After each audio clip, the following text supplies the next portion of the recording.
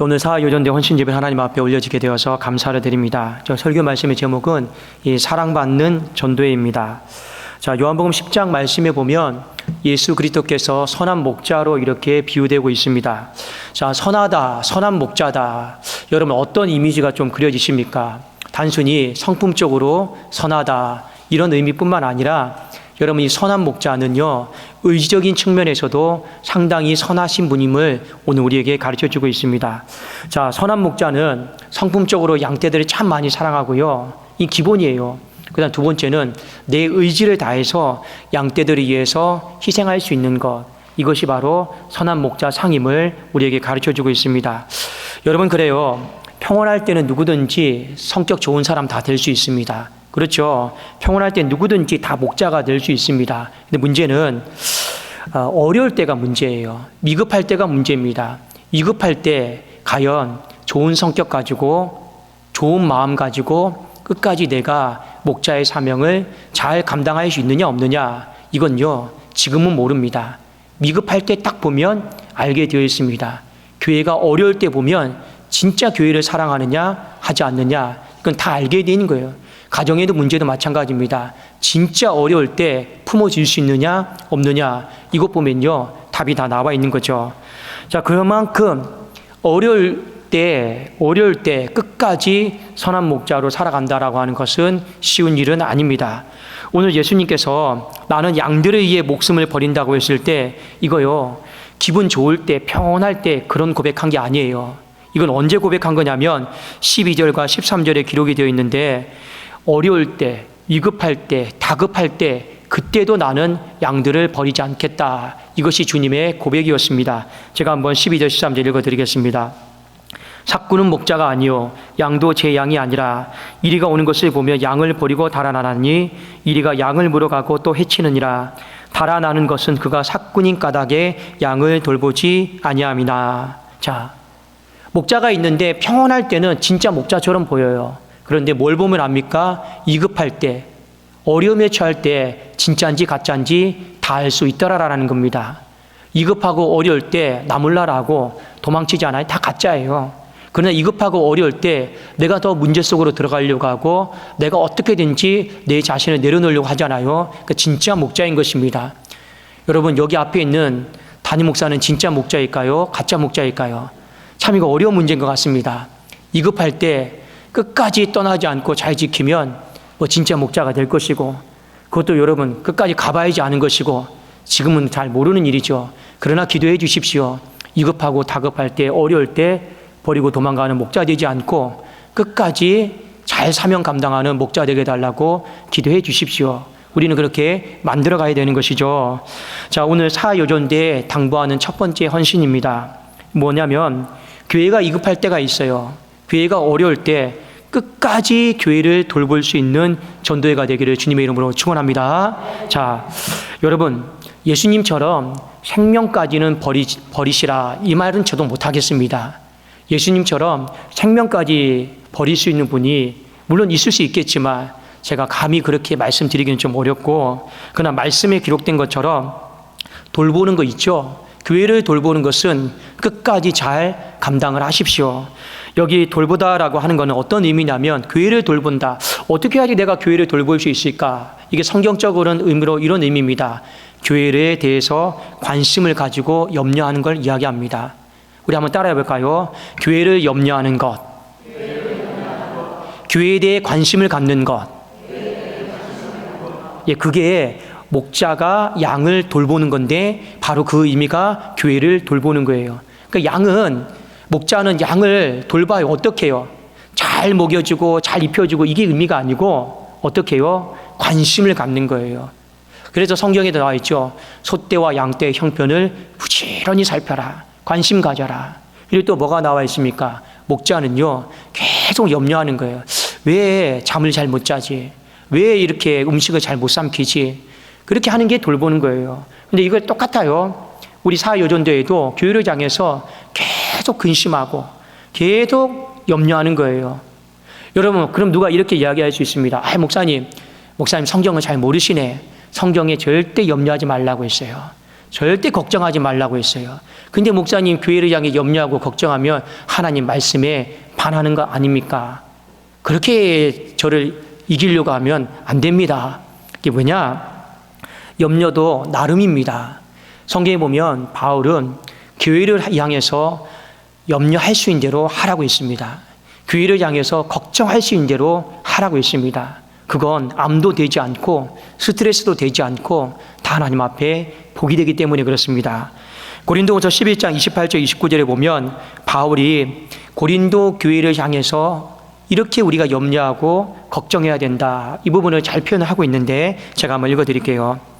이 외의 일은 고사하고 아직도 날마다 내 속에 눌리는 일이 있다. 내 속에 날마다 눌리는 일이 있대요. 그게 뭐냐? 모든 교회를 위해서 염려하는 것이라. 누가 약하면 내가 약하지 아니하며 누가 실족하게 되면 내가 애타지 아니하더냐. 지금 바울의 마음이 계속 눌려 있어요. 왜요? 세상에 대한 염려 걱정 때문이 아니라 교회를 향한 염려 걱정 때문에 계속 눌려 있습니다. 그래도 뒤에 뭐라고 되어 있냐면 어떤 성도가 약해지면 내 마음도 약해진 기분이다라는 거예요. 또 어떤 성도가 기분이 안 좋으면 나도 기분이 안 좋아요. 같이 눌리는 거예요. 그 뒤에 뭐라 되어 있습니까? 누가 죄를 지으면 그 죄가 내 죄인 것처럼 나도 눌려서 가슴 아프다라는 거예요. 이것이 교회를 향한 염려요, 걱정이었습니다. 그런데 중요한 게 있어요. 이 걱정과 염려는 죽는 날까지 해야 됩니다.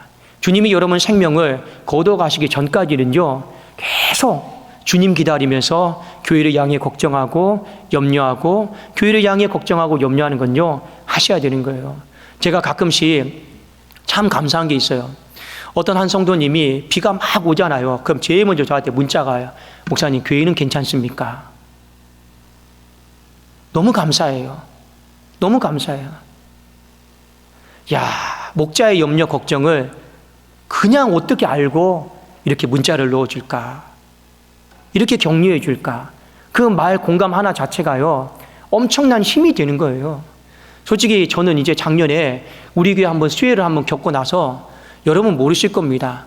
저 종탑이요, 종탑에 제 허리까지 물이 찼어요. 물이 빠지지 않아서. 그 종탑에서 저 솔직히 그때는요, 하나님 제가 감전이 돼도 전 여기서 죽으렵니다. 그런 마음이었습니다. 왜요? 그 물을 못 막아내면 여기 본당, 여기 3층, 2층 그거 이제 다 망하는 거예요. 그런데 그 당시에 그 시간대 아무도 연락할 수 있는 사람이 없어요. 아무도 연락할 수 있는 사람이 없어요. 그저 밑에서 쓰레기통 하나 들고 와가지고 울면서 물을 펐어요. 하나님, 이 물만 본당에 내려가지 않게 해달라고. 이 물만 본당에 내려가지 않게 해달라고. 그런데 지금도 비만 오면 어디를 가지를 못합니다. 어디서 이 낡은 건물이 새고 또 어디서 또 비가 떨어지고 그렇게 될까 걱정이 돼서 솔직히 마음입니다. 근데 그런 마음을 알고 어떤 성도가 목사님 비가 오면 괜찮으세요? 또 비가 오면 괜찮으세요? 얼마나 많이 그 걱정과 염려가 위로가 되는지 모릅니다. 실제로 그래요. 우리 사회요전들도 마찬가지입니다. 내가 나이가 들어서 내가 이제 더 이상 교회를 위해 할 수 있는 일이 무엇일까? 힘도 없고 내가 연약하고 아닙니다. 죽는 그 순간까지 하나님 앞에 부름을 받는 날까지 교회를 향해 걱정해 주시고 교회를 향해 염려해 주십시오. 만일 그것이 두루뭉실하다 하면 목자가 최소한 느끼는 괴로움이 있죠. 목사가 갖고 있는 괴로움, 염려, 걱정, 근심에 대해서 같이 염려해 주시고 같이 걱정해 주십시오. 그것이 우리 사요전대에 당부드리는 첫 번째 헌신입니다. 이건요, 우리 사요전대회가 잘 감당할 수 있기를 주의 이름으로 축원합니다. 그래서 목자랑 친해져야 돼요. 그래야지만이 목사님이 무엇 때문에 염려하고 걱정하는지를 알잖아요.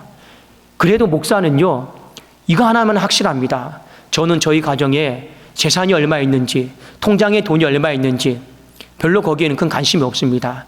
저의 오직 관심은요, 교회의 관심입니다. 저는 솔직히 그래요. 그러면 그 관심에 여러분 같이 염려해주고 같이 걱정해주시면서 조금만 덜어주십시오. 그게 교회를 향한 염려요, 걱정 아니겠습니까? 그런데 오늘 주님은 분명히 말씀하셨어요. 선한 목자는 위급할 때, 다급할 때, 남들이 다 나 몰라라 할 때 그때 끝까지 남아서 내가 하겠습니다. 내가 돌보겠습니다. 내가 지키겠습니다. 이걸요 선한 목자는 감당해냈다라는 겁니다. 이 부분에 있어서 우리 사연은대가 잘 감당할 수 있기를 주님의 이름으로 축원합니다. 자, 또 하나 우리 두 번째 헌신이 뭐냐? 모으는 헌신입니다. 모으는 헌신. 자, 한번 우리 요한복음 10장 16절 한번 같이 한번 보실까요?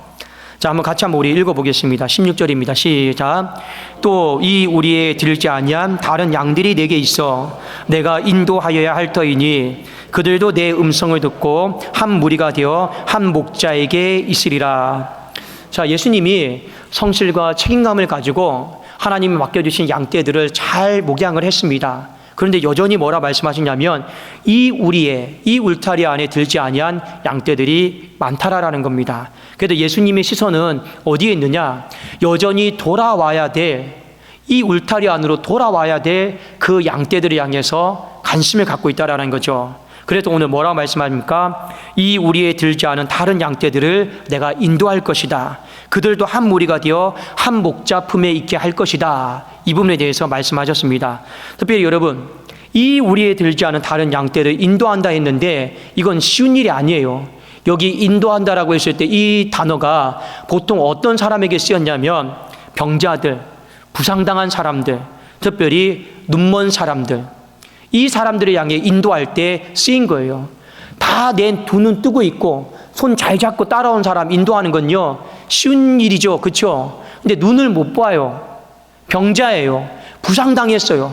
내가 업고 와야 돼요. 그런 사람을 인도한다라는 게 쉽지가 않아요. 지금 예수님이 저 울타리 밖에 하는 양떼들을 내가 나가서 그냥 전도해서 그냥 데리고 오겠다, 이 정도가 아니에요. 부상당하고 눈멀고 아프고 움직일 수 없는 그 사람들을, 그 심령들을 내가 인도해 내겠다. 말로만 한 게 아니고 오늘 인도하겠다라고 하는 건 주님의 강한 의지를 오늘 말씀해 주고 있습니다. 그래서 신약 성경에도 그렇고 여러분 영어 성경에도 보면 내가 인도하다라고 하는 이 단어가 영어에 보면 will이다라고 하는 조동사가 씌었어요. will, 여러분 마시는 will 말고요. 그것도 will인데 이게 어떤 뜻이냐? 말하는 사람, 이 말을 내뱉은 사람의 강한 의지를 표현하는 겁니다. 강한 의지요. 내가 말로만 인도하는 게 아니고 내가 허투루 인도하는 게 아니고 진짜 내가 헌신해서 내 삶을 내려놓고 내가 부상당한 사람들, 눈먼 사람들, 아픈 사람들 내가 인도해내서 이 한 목자의 품 안에 한 우리 안에 있게 하겠다. 그것이 바로 주님의 마음이었습니다. 그런데 예수님은요 성부 하나님을 쏙 빼닮았어요. 여러분 우리 가끔씩 이런 기도 참 많이 하잖아요. 주님 닮게 해달라고. 주님 닮게 해달라고. 예수님은 하나님을 너무 닮았습니다. 우리도 주님을 닮아야죠. 근데 구약 성경에 보니까 성부 하나님께서 제일 잘하시고 열심을 내는 게 뭐냐? 모으는 거예요. 모으는 겁니다. 자, 한번 이사야서 56장 7절 8절입니다. 자, 이 구절 한번 잘 보십시오.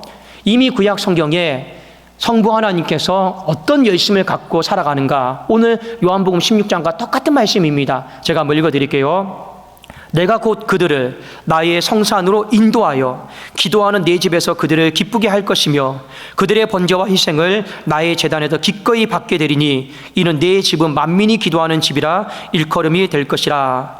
이스라엘의 쫓겨난 자를 모으시는 주 여호와가 말하노니 내가 이미 모은 백성 외에 또 모아 그에게 속하게 하리라 하셨느니라. 성부 하나님께서 인도해요. 어디로요? 주의 성산으로. 그리고 그들을 주의 성산으로 인도해서 어떻게 하시겠다라는 거예요. 내 집을 만민이 기도하는 집으로 만들겠다 했습니다. 그리고 내 집을 만민이 예배드리는 집으로 하나님이 만드시겠다고 했어요. 근데 누구를 대상으로요? 뒤에 여러분 8절에 보니까 쫓겨난 자, 울타리 밖에 있는 사람을 모으시는 주 여호와께서 말씀하실 때 했습니다. 하나님은 모으시는 분이에요. 그래도 또 뒤에 보면 내가 이미 모은 백성 외에 또 모아서 그에게 속하게 하리라 하셨느니라. 여러분, 자칫 잘못하면 우리가 오늘 한국교회 막 부흥을 원하고 성장을 원하는 게 있어요. 가끔씩 정말 마음이 아픈 거는 교역자들이 설교하다가 여러분, 부흥은 양적인 것이 아닙니다. 질적인 것이 부흥입니다. 여러분, 이런 설교 하지 마세요. 하나님은요 구약 때나 신약 때나요, 모으시는 분이에요. 모으시는 분이고 또 모으고 모으는 분인데, 여러분 그런 하나님을 아랑곳하지도 않고 그렇게 사람들이 숫자가 모이는 걸 터부시하고 그것을 마치 교회에 대응하라고 생각하고 그렇게 하면 안 되는 거예요. 여러분 왜요? 성경이 나와 있잖아요. 하나님은 모으시는 하나님이에요. 이미 모아진 그 사람으로 만족하지 않고 또 모으려고 애를 쓰는 그 열심을 성부 하나님께도 갖고 계시고, 성자 예수님께서도 이미 충분히 울타리 안에 모은 양떼들이 있어요. 그러나 아직도 이 울타리 안에 들지 못한 양떼들이 있는데, 그 병자들, 눈먼 자들, 부상당한 자들에 대해서 내가 모으는 열심을 갖고 내가 살아가겠다. 이것이 성자 하나님이신 예수님의 열심입니다. 아버지의 좋은 걸 그대로 담는 거죠. 여러분은 예수님의 무엇을 담기를 원합니까? 여러분 우리 매일같이 주님 닮게 해달라고, 예수님 닮게 해달라고 도대체 우리는 무엇을 닮아야 되겠느냐라는 거예요. 이 하나님의 열심을, 모으는 열심을 닮을 수 있기를 주님의 이름으로 축원합니다. 우리 이거 닮아야 되는 거예요. 그래야지 우리가 목자로 흠없이 살아갈 수 있는 것 아니겠냐라는 겁니다. 자, 그런데 구약이나 신약이나 하나님은 선한 목자이십니다. 그리고 예수님은 성부 하나님의 이 모습을 그대로 닮으셨죠. 그 결과가 중요합니다. 그 결과, 하나님께 사랑받는다 이렇게 표현하고 있습니다. 요한복음 10장 17절 한번 제가 읽어드릴게요. 내가 내 목숨을 버리는 것은 그것을 내가 다시 얻기 위함이니 이로 말미암아 또 모으는 열심 때문에 아버지께서 나를 사랑하신다 이렇게 되어 있죠. 그 다음에 18절에 이를 내게서 빼앗을 자가 있는 것이 아니라 내가 스스로 버리노라. 나는 버릴 권세도 있고 다시 얻을 권세도 있으니 이 계명은 내 아버지께서 받았노라 하시니라. 여러분 이게 무슨 말이냐? 내가 이 일을 함에 있어서 나는 해도 되고 안 해도 상관없다라는 겁니다. 그런데 예수님은 나는 스스로 버린다 했습니다. 이 사명 앞에서 나는 자원하는 마음으로 내 삶을 드리겠다. 마지못해서 그 계명이라는 명목하에 순종하는 것이 아니라 내가 스스로 내 자신을 내려놓고 버리면서 나는 모으는 헌신 가운데 나는 살겠다. 이것이 바로 주님 마음이었습니다. 사랑하는 여러분, 사요존대회가 오늘 이 헌신 예배를 통해서 이 하나님 앞에 사랑받는 요존대회가 되기를 주님의 이름으로 축원합니다. 사랑받아야 돼요. 여러분 죽는 날까지, 하나님 앞에 부름을 받는 날까지 사랑받아야 돼요. 사랑받아야 돼요. 그렇지 않겠습니까? 목자도 성도에게 사랑받아야 되는 거고, 양도 여러분 목자에게 사랑받아야 되는 거예요. 그게 행복한 여러분 목양이고 교회 생활 아니겠냐라는 거예요. 신앙생활도 마찬가지입니다. 하나님 앞에 사랑받아야 되는 거예요. 그런데 어떻게 해야 됩니까? 우리에게 필요한 두 가지 헌신이 오늘 말씀 가운데 보니 있습니다. 교회가 어려울 때, 위급할 때 있죠. 여러분 많이 근심하십시오. 많이 눈물 흘리고 많이 염려하시고 많이 기도하십시오. 그리고 여러분 목자의 얼굴을 잘 살피십시오. 목자가 오늘은 왜 이렇게 표정이 어두울까? 무엇 때문에 웃지 않을까? 무엇 때문에 괴로울까? 그걸 잘 살피셔야 되는 거예요. 왜요? 목사도요, 여러분 다 아시잖아요. 저는 우리 성도님들과 나가면서 인사할 때 말을 안 해서 그랬죠. 오늘 머리 자르셨구나, 오늘 화장하셨구나, 오늘 눈썹 문신하셨구나. 전 다 알아요. 말을 안 해서 그랬죠. 신발 바뀌었구나, 운동화 바뀌었구나, 들고 다니는 쇼핑백 바뀌었구나. 제가요 웬만하면 다 압니다. 근데 일일이 다 안다 하면 여러분들이 목사님 목양에 신경 안 쓰고 이상한 데 신경 쓰신다고 하실까 봐 제가 가만히 있는 것 뿐이죠. 제가 다 알아요. 여러분도 목자의 얼굴을 보면 왜 목사님 얼굴에 수심이 가득할까? 염려가 가득할까? 무엇 때문에 걱정할까? 자꾸만 교회를 향해서 염려하고 걱정하셔야 돼요. 주님 오시는 날까지 끝까지요. 또 하나 여러분 무엇입니까? 이 모으는 열심을 잘 감당하십시오. 여러분들에게 사람 많이 모으라고 제가 부탁하는 게 아니에요. 하나님 닮으시라고 부탁을 드리는 겁니다. 성부 하나님 닮으시고 성자 하나님이신 예수 그리스도의 그 마음을 닮으십시오. 여전히 우리는 구원해야 될 백성들이 많고, 우리는 여전히 하나님의 전으로 예배드리게 해야 될 백성들이 많고, 기도하게 해야 될 백성들이 많이 있습니다. 내 집은 만민이 기도하는 집이라 했습니다. 이 사명을 누구에게 맡기셨습니까? 예수님에게 맡겨주셨고, 그리고 오늘을 살아가는 우리들에게도 하나님이 맡겨주신 것 아니겠냐라는 거예요. 여러분, 하나님 앞에 이 일을 억지로 하지 마시고 나는 스스로 버리노라 자원하는 마음으로 이 헌신을 잘 감당할 수 있기를 우리 주님의 이름으로 축원합니다. 그래서 우리 사요존제가 사랑 많이 받으시기를 우리 예수님의 이름으로 축복하고 축원합니다. 이제 우리 한번 사요존제를 한번 축복할까요? 헌신 예배니까 하나님께서 사요존제를 이만큼 사랑하십니다. 한번 해보겠습니다. 하나님께서 사요존제를 이만큼 사랑하십니다. 예, 사랑 받았으니까 받은 대로 우리 헌신할 수 있기를 주의 이름으로 축원합니다. 우리 기도하겠습니다.